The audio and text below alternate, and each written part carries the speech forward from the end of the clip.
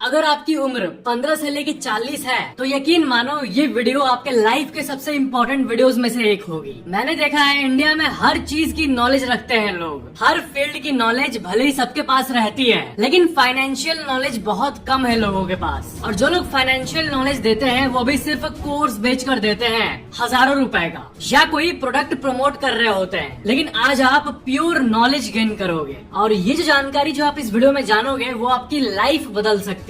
अगर ये नॉलेज आपको हो तो आप बाकियों से आगे तो निकल ही जाओगे। पूरे वीडियो का ड्रामेटिक सा एक हिंट देता हूँ मैं आपको। आइंस्टाइन ने कहा था compounding is the 8th wonder of the world. मैं फिर से दोहराता हूँ, आइंस्टाइन ने कहा था compounding is the 8th wonder of the world. देखो, लाइफ को जूम आउट करते हैं और शुरू से शुरू करते हैं। हम में से हर कोई पैसा कमाता है, राइट? कोई स्टूडेंट है जो कि अभी पढ़ रहा है, आगे जाके कमाएगा, और कई लोग ऐसे हैं जो कि ऑलरेडी कमा रहे हैं। अब आपके पास जो भी पैसा आ रहा है, मान लो 100 रुपए आए, 1000 रुपए आए, या 10,000 रुपए आए, लाख आए, 1 करोड़ आए, पैसे को ठीक से रखना एक कला होता है, एक आर्ट होता है। पैसा कमाना बड़ी बात नहीं होती है, पैसे को ठीक से रखना वो बड़ी बात होती है, और पैसे को ग्रो करना बड़ी बात होती है। और चिंता मत करो, मुझे पता है आप जितने भी फाइनेंशियल वीडियो देखते होंगे ज्यादातर में गिमिकी नॉलेज होती है कि ये कॉइन खरीद लो, वो खरीद लो, वो सब नहीं, बल्कि ऑथेंटिक नॉलेज होनी चाहिए सबको, बिना किसी गिमिकी चीज के। Actual true to the base knowledge. तो जो भी पैसा इंसान कमाता है उसको रखने के कितने तरीके होते हैं। हम एग्जाम्पल लेते हैं, मान लो एक इंसान ने 10 लाख रुपए कमाया। पहला तरीका है कैश, राइट? 10 लाख कमाया, उसको घर में रख लो, कैश। दूसरा तरीका जो कि हमारे भारत के मेजोरिटी लोग करते हैं वो है बैंक्स। बैंक्स में एफडी, फिक्स्ड डिपॉजिट्स, यानी बैंक्स को पैसा देना। क्योंकि भारत में आज तक किसी सरकार ने बैंक को डूबने नहीं दिया है। मतलब बैंक डूबा है लेकिन उसका रिकवरी करके, उसको मर्ज करके, कुछ न कुछ करके बचा लिया है। तो बैंक में पैसा रखना ये दूसरा तरीका हो गया। तीसरा है गोल्ड, यानी सोना। पैसे आए, 10 लाख आए और आपने उसे सोने के रूप में खरीद लिया। सोने को करेंसी ऑफ द गॉड्स कहा जाता है। मतलब इस दुनिया में क्या कुछ नहीं डूब जाए। मान लो कि हर सेक्टर डूब जाए, सरकार गिर जाए, रियल एस्टेट गिर जाए, स्टॉक मार्केट गिर जाए, आफत आ जाए, प्रलय आ जाए, लेकिन सोना का वैल्यू तब भी होता है। ऐसा इसलिए क्योंकि सोना हजारों सालों से यूज किया जाते आ रहा है और सोना धरती पे बहुत ही ज्यादा लिमिटेड है। हाँ, जब तक कि कोई एस्ट्रॉइड को जाके माइनिंग न कर ले। हटा, वो दूसरा बात है। चौथा रूप है पैसे रखने का, रियल एस्टेट। 10 लाख आए, उसका आपने कोई फ्लैट खरीद लिया। 10 लाख में तो बाथरूम के बराबर भी फ्लैट नहीं मिलेगा वैसे, लेकिन एग्जाम्पल ले लेते हैं कि आपने पैसे को घर के रूप में बदल दिया। इसके बाद जो तरीका है पैसे रखने का वो है स्टॉक मार्केट। और आप कितना भी जाके हिस्टोरिकल एनालिसिस कर लो, आपको ये पता चलेगा कि इकोनॉमी में इन्वेस्ट करना सबसे ज्यादा बेनिफिशियल होता है किसी के भी लिए। कि इकोनॉमी में इन्वेस्ट करने से, देश के स्टॉक मार्केट में इन्वेस्ट करने से सबसे ज्यादा पैसा बना है आज तक। और आपको जैसा पता होगा कि मैं हर कुछ को एकदम सिंपली समझाता हूँ बिना किसी कंफ्यूजन के। तो हम ये एज्यूम करते हैं कि साल 2000 चल रहा है, ठीक है, आज से 24 साल पहले, और किसी के पास 10 लाख रुपए है उस टाइम इन्वेस्ट करने को, और उस इंसान ने कैश रख लिया अपने बेड के नीचे। मे बी काली कमाई होगी, मे बी। तो आज 2024 में उस कैश की वैल्यू 10 लाख की 10 लाख ही रहेगी। Common sense, right? अब बात करते हैं बैंक एफडी। तो एवरेज बैंक रेट को ले लें तो अगर 24 साल तक वही पैसे बैंक में रखे रहते हैं और ठीक आज के दिन वो बैंक जाता और पूछता मेरे 24 साल पहले के 10 लाख रुपए का वैल्यू आज कितना है, तो बैंक वाला कहता है सर आपका है 40 लाख। हाँ, 40 लाख,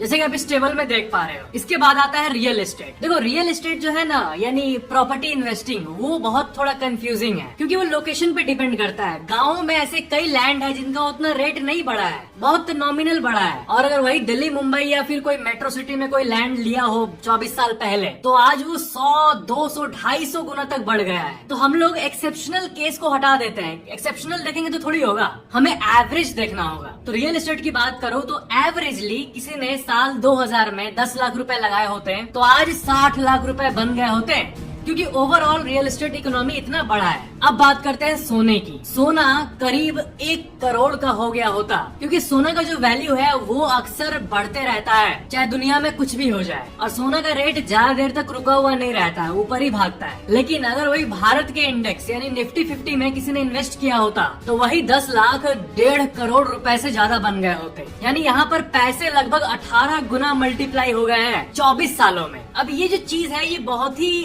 अजीब सी चीज है। मैं क्या बोल रहा हूँ, एक आम इंसान अगर स्टॉक मार्केट में इन्वेस्ट करता है और वो शॉर्ट टर्म वोलेटिलिटी को देखता है, यानी मान लो आज किसी ने इंडियन स्टॉक मार्केट में पैसा लगाया और 6 महीने बाद मार्केट थोड़ा डाउन हो गया, तो फिर लोगों को ये लगने लगता है कि अरे ये मेरा मेहनत का कमाया हुआ पैसा जा रहा है, डाउन हो गया, इससे अच्छा तो बैंक एफडी था। लेकिन बात यह है कि अगर वेल्थ बिल्ड करना है तो इंसान को शॉर्ट टर्म के बदले लॉन्ग टर्म सोचना होगा। ये सोचना होगा कि 20 साल बाद क्या होगा। असल में नैरो फोकस, छोटा दिन का फोकस अगर कोई इंसान लेके चले तो वेल्थ ठीक से नहीं ग्रो हो पाता। आप ये मत भूलना कि लास्ट 24 सालों में 2 बार मार्केट क्रैश भी आ चुका है। साल 2008 इस मॉडर्न टाइम का सबसे भयंकर मार्केट क्रैश था और दूसरा क्रैश था कोरोना पीरियड। कोरोना में भी मार्केट क्रैश हुआ था। तो ये 2 क्रैश को इंक्लूड करके इतना पैसा बढ़ा है। अभी तो सबसे मैजिकल बात मैंने आपको बताया ही नहीं है। ये जो रिटर्न दिया है निफ्टी 50 ने, ये भारत की टॉप कंपनीज के रिटर्न है, यानी जो बड़ी कंपनीज होती है, जिसके बड़े बड़े ऑफिसेस होते हैं, उसने ये रिटर्न दिया है। लेकिन आप ये मत भूलना, भारत सिर्फ बड़ी कंपनियों से नहीं चलता है, हजारों छोटी कंपनीज भी भारत को पावर दे रही है। अब आप ये बताओ कि एक 22 साल के लड़के का हाइट ज्यादा बढ़ेगा या फिर छोटा सा 5 साल का लड़का का हाइट ज्यादा बढ़ेगा? किसका हाइट बढ़ेगा? बच्चे का, राइट? वैसे ही जो स्मॉल कंपनीज होती है इंडिया में, उसका अगर हिस्टोरिकल डेटा देखें हम तो वो भी एक्सेप्शनल है। और हम लोग साल 2000 से लेके 2024 तक कंपेयर किए थे, 24 साल का लार्ज के मामले में। तो क्योंकि स्मॉल का डेटा 2004 से अवेलेबल है, तो हम लोग ठीक एकदम एग्जैक्ट 20 साल का देखते हैं, एकदम सिंपल। साल 2004 से साल 2024, तो सिर्फ 20 सालों में ही बीएसई स्मॉल कैप इंडेक्स है एक, वो 1000 के बेस वैल्यू से लॉन्च हुआ था और आज उसका वैल्यू पता है कितना है? 54,000 बीएसई स्मॉल कैप। यानी ये इंडेक्स 54 टाइम्स बढ़ा है। इसका मतलब ये हुआ कि अगर वही इंसान जो 10 लाख कमाया था वो भारत के छोटी कंपनीज में डाल के भूल जाता और आज अभी जब आप वीडियो देख रहे हो, अभी अपना डीमैट अकाउंट चेक करता तो 5 करोड़ 40 लाख रुपए में बदल गया होता। अब ये कोई छोटी बात नहीं है। मुझे लगता है जो इसके बारे में नहीं जानता वो बहुत बड़ा बेवकूफ है। लोग बैंक्स में फंसे रहते हैं और उनको ये नहीं पता कि देश के इकोनॉमी में कंट्रीब्यूट करने का बेनिफिट क्या है। मैं ये नहीं कह रहा कि बैंक्स खराब है, देखो बैंक्स का भी पर्पस होता है। हम जितना भी कमाते हैं उसका अच्छा खासा हिस्सा सेफ एसेट्स यानी बैंक एफडी वगैरह में होना चाहिए, लेकिन कुछ पैसे इनमें भी लगना चाहिए और वो भी सारे रिस्क को जानते हुए। और हिस्टोरिकल डेटा यानी पास्ट डेटा का एनालिसिस ये कहता है कि स्टॉक मार्केट में जो पैसा लगाने का रिस्क है वो ज्यादातर शॉर्ट टर्म होता है। यानी आज किसी ने पैसे लगाया तो हो सकता है कि 1 साल बाद वो पैसा उतना ना बढ़े या फिर घट जाए में भी, या फिर 10 लाख का 9 लाख हो जाए में भी। लेकिन असल में जिनका हार्ट एकदम मॉन्क की तरह है, जो अपने आप को ऐसे पीरियड में कंट्रोल करके रह सकते हैं, वही बड़ा वेल्थ बनाते हैं। और देखो मैं किसी भी प्रोडक्ट या सर्विस का नाम इस वीडियो में नहीं ले रहा हूँ और न ही डिस्क्रिप्शन में कोई लिंक है, क्योंकि ये जनरल प्योर अवेयरनेस वीडियो है जो कि सबको होना चाहिए। बात ये है कि जिसको ये जानकारी होती है वो बताते नहीं कि सामने वाले का भी वेल्थ बन जाएगा, लेकिन ये बहुत छोटी सोच है।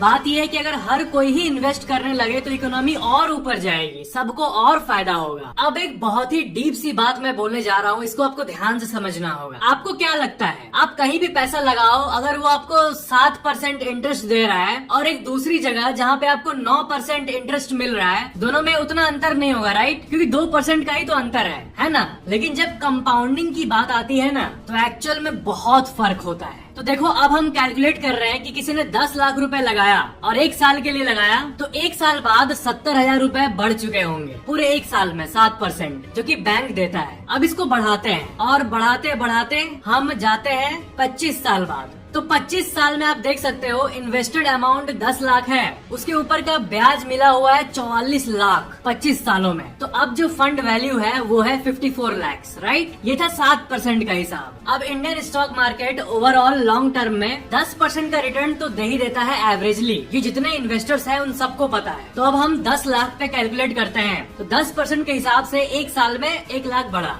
तो अब हम जाते हैं 25 साल बाद और देखते हैं कितना फर्क पड़ता है 7% वाले के मुकाबले। तो यहाँ पर देखो 25 साल बाद यहाँ पर इंटरेस्ट अमाउंट 98 लाख है, यानी ओवरऑल फंड 1 करोड़ का हो चुका है, जो कि पिछले से ऑलमोस्ट डबल है। तो यहाँ पर परसेंटेज की बात करें तो 7 और 10 के बीच में सिर्फ 3 का फर्क है ना, लेकिन अमाउंट के बीच में डबल है। तो ऐसा नहीं है कि 7% कोई बैंक दे रहा है और 14% आपको कहीं मिल रहा है तभी अमाउंट डबल होगा, ये नहीं काम करता है। कैसे 1% बहुत ह्यूज डिफरेंस ला सकता है। अब आपको ये समझाने के लिए सिर्फ 2% और बढ़ाता हूँ, तो 10 लाख पे 12% को देखते हैं, तो एक साल में 1,20,000 बढ़ा। अब हम लोग चलते हैं डायरेक्ट 25 साल बाद, तो देखो यहाँ पर कॉर्पस बन गया 1.7 करोड़, ऑलमोस्ट 1.25 करोड़ के आसपास, और बढ़ाया कितना 2%। अब एक गहरी चीज को समझो, बैंक दे रहा था 7%, राइट? और अगर मान लो कि स्मॉल कंपनीज में किसी को 7 का डबल 14% का मिला रिटर्न, तो परसेंटेज को देखें तो 14 क्या होता है? 14 होता है 7 का डबल, राइट? लेकिन पैसे को अगर आप देखोगे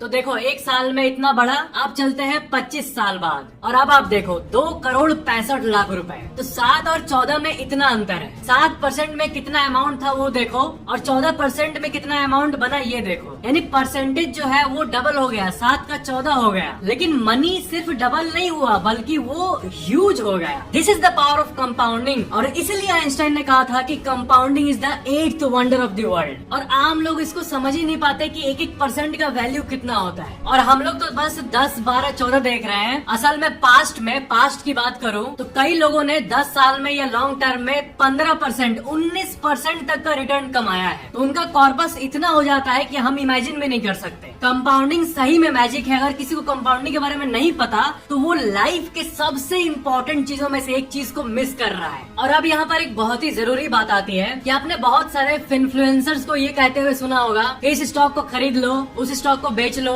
तो पहली बात, किसी के भी सिंगल स्टॉक रिकमेंडेशन को कभी मत मानना जब तक आप अपना एनालिसिस ना करो तो। और एक आम इंसान की बात करें तो किसको उतना टाइम है जो जाके पता करे कि ये स्टॉक अच्छा है या ये स्टॉक अच्छा है? ज्यादातर लोगों की बात हो रही है। हाँ, है वो 2% लोग जो कि स्टॉक में अल्ट्रा ह्यूज वेल्थ बना लेते हैं, जिनको कि 50% का CAGR मिल जाता है। जैसे कि टाइटन स्टॉक लास्ट 20 साल में 40% का CAGR दिया है। यानी आज से 20 साल पहले किसी ने इस स्टॉक में पैसा लगाया होता 10 लाख रुपए, तो आज 33 करोड़ रुपए बन गए होते।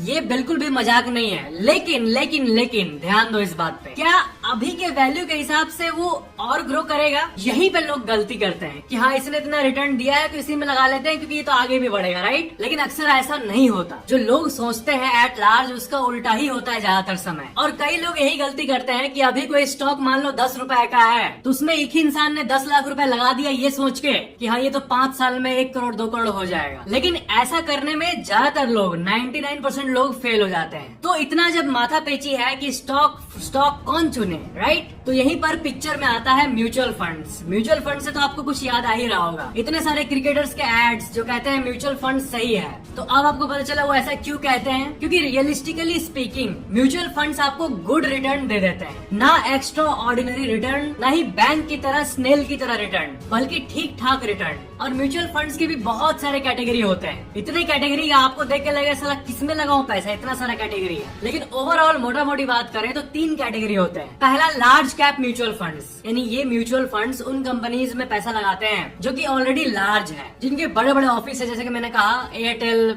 रिलायंस, ये सब, यानी बिग बॉयज में पैसा लगाते हैं। तो इसमें रिटर्न ठीक ठाक मिल जाता है और इसका वॉलेटिलिटी कम होता है। क्या है कि जो बड़े कंपनीज हैं उसका रिटर्न थोड़ा स्टेबल होता है, और बाई चांस मार्केट क्रैश जैसे सिचुएशन आ जाए तो ये ज्यादा नहीं गिरते, बट रिटर्न्स भी उतना ज्यादा नहीं देते। सेकंड में आते हैं मिड कैप म्यूचुअल फंड्स, यानी ये मीडियम साइज कंपनी में लगाते हैं जो कि अभी लार्ज नहीं है लेकिन उसमें बढ़ने का स्कोप है। तो ये म्यूचुअल फंड्स थोड़ा ज्यादा रिटर्न दे देते हैं। और तीसरा नंबर पे आता है स्मॉल कैप कंपनीज। आपको याद है मैंने उस बच्चे का एग्जाम्पल दिया था आपको कि 5 साल के बच्चे का ज्यादा हाइट बढ़ेगा या 30 साल के इंसान का? तो वही लॉजिक यहाँ पे अप्लाई होता है। आपको मैं फिर से बता दूं कि इंडिया में स्मॉल कंपनीज का बहुत बड़ा रोल है इकोनॉमी को बूस्ट करने में, और इन कंपनीज का जो ग्रोथ पोटेंशियल होता है वो बहुत ज्यादा होता है। तो फिर से एकदम रियलिस्टिकली बात करें तो ये सबसे ज्यादा वेल्थ बिल्ड करते हैं, लेकिन लॉन्ग टर्म में रिस्क यही है कि आज अगर कोई पैसा लगाया तो हो सकता है कि 1, 2, 3 साल में पैसा घट जाए, मे भी उतना ही का उतना ही रहे। लेकिन 10 साल 20 साल में ये इतना वेल्थ दे के गया है पास्ट में जिसका कोई हिसाब नहीं। लेकिन स्मॉल कैप म्यूचुअल फंड जो होते हैं या फिर ओवरऑल स्मॉल कैप कंपनीज की भी बात करें तो ये बाजीगरों के लिए होता है, यानी जिनका हार्ट बहुत ही स्ट्रांग है। क्योंकि मैं बार बार बोल रहा हूँ कि हर चीज को आपको रियलिस्टिकली देखना है। ये नहीं कि ये एकदम सोने का खजाना आपको मिल गया हो, क्योंकि इसमें समय लगता है। अगर आप समय दोगे तो ये आपको छप्पर फाड़ के पैसे देगा। ऐसा नहीं कि लोग जो दिखाते हैं ना कि ट्रेडिंग कर लो स्टॉक मार्केट में, एक दिन में लाखों रुपए आ रहे हैं। अरे भाई मैं बता रहा हूँ वो सब में कभी मत पढ़ना। इंस्टाग्राम रील्स, यूट्यूब रील्स, ये सब इतने सारे ट्रेडिंग के वीडियो से भरे हुए हैं कि आपको लगेगा कि इससे कितना अमीर बना जा सकता है। ट्रेडिंग मतलब आप आज ही सुबह स्टॉक खरीदे और शाम को ही स्टॉक को बेच दिए। सिंपल भाषा में बताऊं तो इसी को ट्रेडिंग कहा जाता है। और बाकी एक फ्यूचर एंड ऑप्शंस की अलग दुनिया है, वो थोड़ा कॉम्प्लेक्स है। लेकिन यकीन मानो सेबी के रिपोर्ट के हिसाब से 90% से ज्यादा लोग लॉस करते हैं जो कि शॉर्ट टर्म में ये गेम खेलते हैं। शॉर्ट टर्म में ये लोग लॉस करते जाते हैं और असल में पैसा वो बना के ले जाते हैं जो कि लॉन्ग टर्म के लिए मार्केट में पैसा लगाते हैं। कई सालों के लिए जो लोग लगाते हैं वो लोग पैसा बना के निकल जाते हैं। तो एक तरह से मैं कहूँ तो मेरा ये ओपिनियन है, देखो ये मेरी लाइन्स है, कि बैंक्स आपको बस सेफ्टी के नाम पे कम रिटर्न दे के चली जाती है और आप उल्लू बन जाते हो। लेकिन यहाँ पर आपको ये भी जानने की जरूरत है कि सारा कमाया हुआ पैसा मार्केट में नहीं लगाना चाहिए। देखो मैं अपनी बात करूँ तो मैं एकदम सिंपल रूल फॉलो किया हूँ और वो है आधा आधा, यानी हाफ हाफ। अब ये हाफ हाफ क्या है? देखो क्योंकि यंग हूँ मैं, क्योंकि अभी मैं रिटायरमेंट से बहुत दूर हूँ, तो मेरा खुद का आधा वेल्थ सेफ एसेट्स में है, यानी बैंक एफडीज वगैरह। लेकिन आधा स्टॉक मार्केट में भी है, यानी बैंक्स का भी पर्पस है, ऐसा नहीं कि बिल्कुल नहीं है। इंसान के पास सेफ पैसा भी होना चाहिए जो कि एकदम पीस ऑफ माइंड दे कि हाँ वो पैसा कहीं नहीं जा रहा, रहेगा अकाउंट में मस्त। लेकिन कुछ पैसा ऐसे वेल्थ जनरेटर्स में भी होना चाहिए। और म्यूचुअल फंड्स की बात को कंटिन्यू करें तो देखो म्यूचुअल फंड्स जो होते हैं वो उस सर्विस को कहा जाता है जहाँ पर एक एक्सपर्ट फंड मैनेजर रहता है और उसके पास सालों का एक्सपीरियंस होता है और वो बहुत सारे स्टॉक्स के बास्केट को खरीदता है। यानी ऐसा नहीं कि वो सारे पैसे को एक ही स्टॉक में लगा दिया, वो अपने रिसर्च के हिसाब से बहुत सारे स्टॉक्स में पैसा लगाता है और वही चीज एक फंड के रूप में रहती है। यानी किसी को अगर माथा पेची नहीं करना है, बिना मतलब के एनर्जी वेस्ट नहीं करना है, किसी एक्सपर्ट के हाथों में अपना पैसा देना है और पैसे को ग्रो करना है, तो वो जाके म्यूचुअल फंड ले सकता है। एकदम सिंपल है ये म्यूचुअल फंड। किसी भी फैमिली में अगर फाइनेंशियल नॉलेज है तो समझ लो कि परिवार का आधा से ज्यादा काम हो गया। ऐसा इसलिए बता रहा हूँ क्योंकि कई लोग हैं जिनको अवेयरनेस ही नहीं है, यानी जो दिमाग है, ये खोपड़ी है, इसके कोने कोने में नहीं है कि कंपाउंडिंग कितना बड़ा मैजिक है। और इस बात को जानना कि 7% कोई एसेट हमें दे रहा है रिटर्न और दूसरी तरफ 14% कोई दे रहा है, तो अगर एंड कॉर्पस 7% वाले का 50 लाख रुपए होगा तो ऐसा नहीं कि 14% वाले का डबल होगा, यानी 1 करोड़ होगा 20 साल में। वैसा नहीं है, बल्कि बहुत फर्क है। ये 14% वाला मल्टीपल करोड़ में चल जाएगा और 7% वाला कहीं नहीं जाएगा। 1% का वैल्यू है। तो अगर आपने अभी तक यहाँ तक वीडियो देख लिया है तो मान लो आप कि आपको बहुत बड़ा नॉलेज मिल गया जो कि आपको लाइफ टाइम हेल्प करेगा। ये आप लिख के रख लो और आज नहीं तो कल आपको इस नॉलेज की वैल्यू पता चलेगी ही चलेगी। तो इस फाइनेंस सीरीज के भी बहुत सारे पार्ट्स आएंगे। अभी तो बस नॉलेज का कुछ बूंद छिड़का हूँ आपके ऊपर। अभी बहुत सी बातें जो कि आपको पता होनी चाहिए। तो अगर आप फाइनेंस में इंटरेस्टेड हो कि हमारा जो नॉलेज का सीरीज होता है जिसमें आपको अलग अलग तरह के नॉलेज मिलते हैं, वो तो है ही ऑफ कोर्स, लेकिन साथ साथ कभी कभी फाइनेंस वीडियोस भी आना चाहिए मेरे हिसाब से। तो वीडियो कैसा लगा नीचे कमेंट जरूर करना।